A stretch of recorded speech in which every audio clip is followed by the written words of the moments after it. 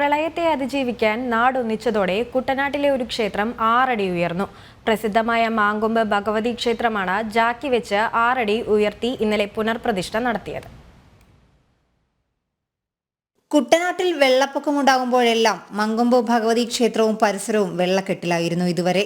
2018 പ്രളയകാലത്ത് ക്ഷേത്രത്തിനകത്ത് വെള്ളം നിറഞ്ഞതോടെ 3 ആഴ്ച ക്ഷേത്രം അടച്ചിട്ടു. പൂജകൾ മുടങ്ങി. ചെറിയ മഴയിൽ പോലും ക്ഷേത്രം വെള്ളക്കെട്ടിലാകും. ഇതോടെയാണ് 2020 ക്ഷേത്രം ഉയർത്താൻ തീരുമാനിച്ചത്. എറണാകുളത്തെ സ്വകാര്യ കമ്പനിയാണ് ക്ഷേത്രം ഉയർത്താനുള്ള ചുമതലയേറ്റത്. 8 ടൺ ശേഷിയുള്ള 400 ജാക്കികൾ ഒരേ സമയം ഉപയോഗിച്ചാണ് ക്ഷേത്രം 6 അടി ഉയർത്തിയത്.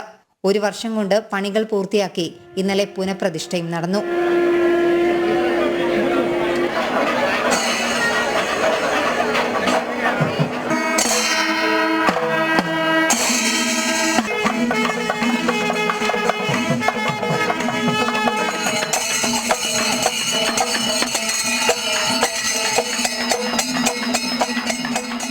ഏതാണ്ട് 4 കോടി രൂപയ്ക്കടുത്ത് ഇപ്പോൾ ചെലവായിട്ടുണ്ട്.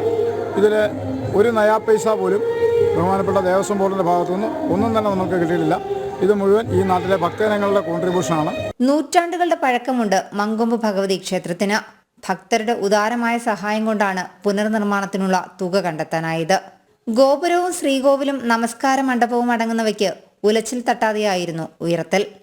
ജനം, ആലപ്പുഴ.